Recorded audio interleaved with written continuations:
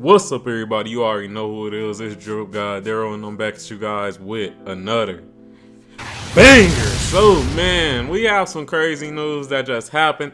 It looks like the trade video that I made yesterday is inaccurate because we are getting news this morning that instead of Malcolm Brogdon being traded, it looks like Marcus Smart of the Boston Celtics was traded.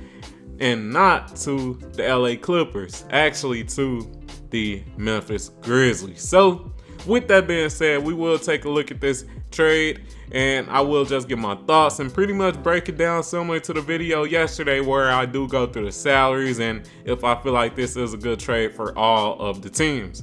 So, without further ado, let's switch over and let's get right into it. Alright, so this is from ESPN, so it is official. It is official. As you guys can see, we on ESPN.com. Shout out to them. And let's just read it, man. It says, Grizzlies acquiring Marcus Smart in 3-team deal involving Kristaps Porzingis, Tyus Jones, source says. So, the Boston Celtics, they did still get Porzingis, so that part is accurate. They do have Porzingis. It's just that the trade package is different, and the teams that were involved in the trade is different, just so you guys know. So let's read into it. The Boston Celtics, Washington Wizards, and Memphis Grizzlies agreed to a 3-team trade late Wednesday night that sends center Kristaps Porzingis to the Celtics, guard Marcus Smart to the Grizzlies, and guard Tyus Jones to the Wizards, sources from ESPN said. As part of the deal, Memphis is sending Boston its first-round pick in Thursday's draft, a 25th overall selection, and the Golden State Warriors' top 4 protected first-round pick in 2024, sources said, while the Celtics are sending the 35th pick in Thursday's draft to Washington. The Celtics are also sending forward Danilo Gallinari and center Mike Muscala to Washington as part of the deal, sources said. So, that is the trade right there, and man, let's read into it. And let's just, take a look at the salary. So, let's break this down. First off, the Celtics, as we know, they are getting Kristaps Porzingis. And it doesn't look like they're getting anything else. They're just getting Kristaps Porzingis. And everything I said in the previous video, it still stands. You got Kristaps Porzingis. And as we know, Kristaps Porzingis, he is only on payroll for next year. So it's a low risk, high reward style of trade. And the reason I say that is because if things don't work out with Kristaps Porzingis next year, he will be off the books. And with that being said, that does free up $36 million in cap space for the Boston Celtics. So that's definitely a good trade for the Boston Celtics.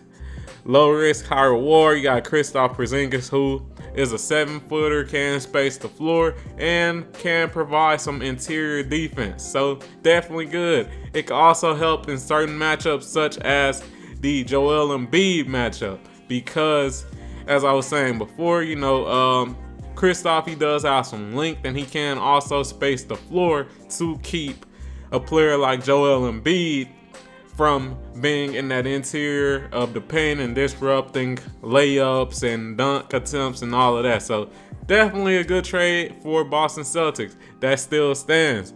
But the thing that we do have to note is that they got rid of the heart of the team and Marcus Smart. So as we can see, Marcus Smart, he was on the books for the next 3 years. And I do like them getting rid of Marcus Smart because he would be making a decent amount of money these next 3 years. Now, I really want to see how Boston Celtics fans specifically think about this trade because, like I said, Marcus Smart, he was a fan favorite for a lot of Celtics fans. Me personally, I felt like they could really get rid of either one of these players in Malcolm Brogdon, Marcus Smart, or Derek White because they all fill the same role in this team. So it really didn't matter to me personally which player they got rid of. They're all making around the same amount of money, and they all fill the same role, being that point guard with great defensive ability as well. And they just chose the player who was on the books for the longest. So I completely understand it from a business point of view. Now, they also did get rid of Mike Muscala. You know, that's pretty much irrelevant. He would be an expiring contract next year. And they also got rid of Danilo Gallinari. Same thing. He would be an expiring contract next year. And, you know, as we can see with Mike Muscala's contract, it is a team option. So the team that picked him up, let me see who it was again. I believe it was the Wizards who got him. Let me just take a look. Yep, the Wizards, they got him. They can choose not to even, you know, move forward with his contract. So because it's a team option, they can't just, you know, waive him, let him go, and have an extra $3 million, I believe. Let me just go back to that. You know, yeah, an extra $3 million in cap space. So good move when it comes to the Washington Wizards. Let's talk about what else the Washington Wizards got. As I was saying, Mike Muscala and Danilo Gallinari, two pretty much expiring contracts next year, frees up some cap space for the 2024-2025 season. And they also ended up getting Boston's first round pick, which will be the 25th overall pick, which is great. I like that. And they also got the Golden State Warriors top 4 protected first round pick for the 2024 NBA draft. And to be honest, this is a better deal than yesterday's deal with the LA Clippers, because they get more first round picks and they get a couple of better contracts, to be honest. You know, you got Danilo Gallinari, who has an expiring contract, and you also got Mike Muscala, who has an expiring contract with a team option. So if you don't want to re-sign him, you could just waive him and have that cap space. Also, let's talk about Memphis. Now, Memphis, they got rid of Tyus Jones. As we know, Tyus Jones is a great backup point guard, one of the top backup point guards in the league. And they ended up getting Marcus Smart, who was also one of the top backup point guards. So I don't really feel like they lost too much. Let me see what Tyus Jones' salary is looking like. So yeah, he was making a little less than Marcus Smart, but more than likely, Tyus Jones, he would have, you know, been requesting a lot of money in that 2024-2025 season. So I could see why they made that trade for Marcus Smart, to just solidify that point guard role at least until the 2026-2027 year. So I could understand that.